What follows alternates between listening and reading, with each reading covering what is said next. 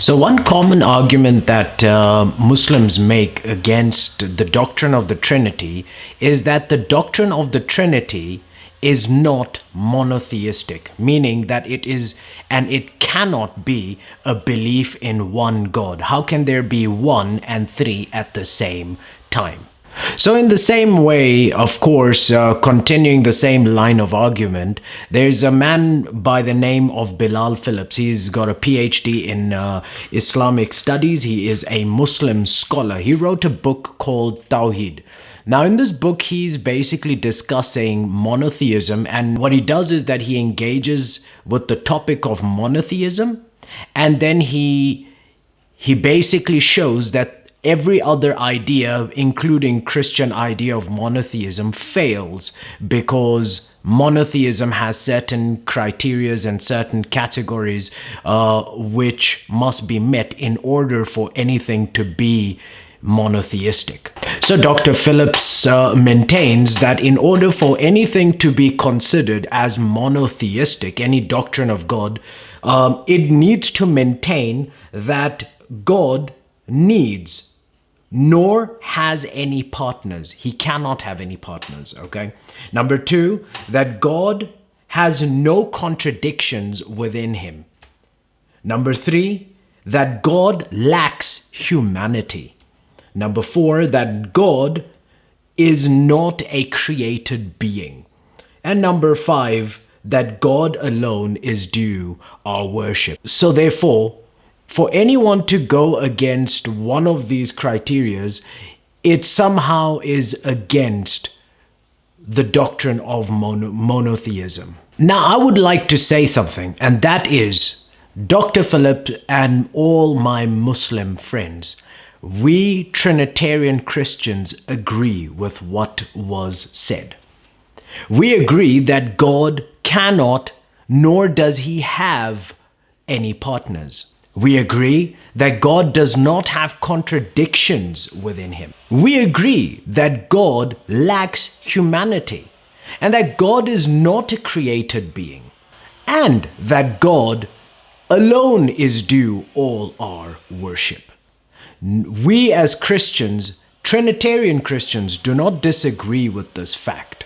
For us, there is no God but Yahweh, and that God cannot be understood in human categories.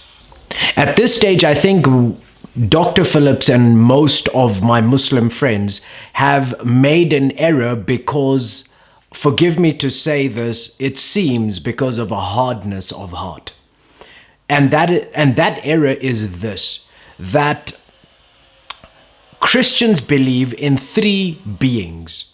And let me tell you and clarify this, as I've done before, but very briefly, but let me do it explicitly now, that we do not believe in three beings.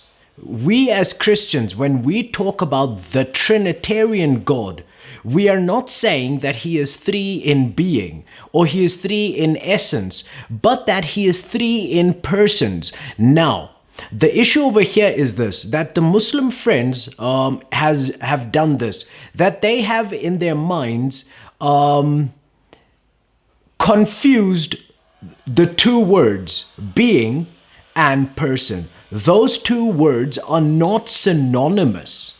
So for the Christian community, the Trinitarian Christians, we are by no means saying that God has one being and three being. Instead, when we talk about the being of God, we're talking about an entirely different aspect of God. And then when we talk about the personhood of God, we're talking about a different thing altogether.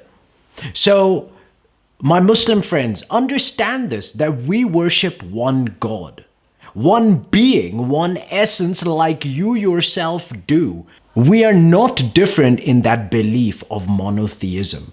Because even Dr. Phillips' book, what he says in one of his introductory notes is that for us to maintain that monotheism, we need to understand and embrace the singularity of God's essence. And we as Trinitarian Christians embrace that, teach that, proclaim that, and are proud of that. The fact that we teach and understand God in his essence to be singular.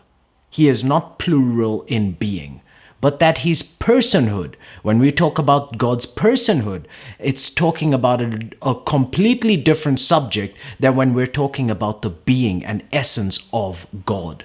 Unfortunately, my Muslim friends have confused these two words and have, because of that confusion, they have forced this idea that Christians are polytheistic, meaning that we believe in many gods. And that is radically untrue. We do not believe in that.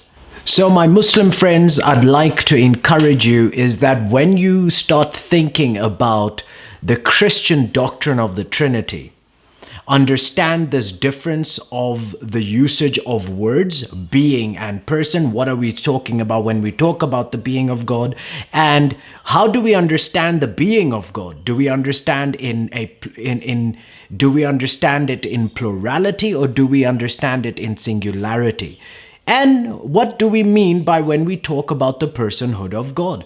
Those are two different things. And my Christian brothers and sisters, let me encourage you that we believe in one God and not three gods.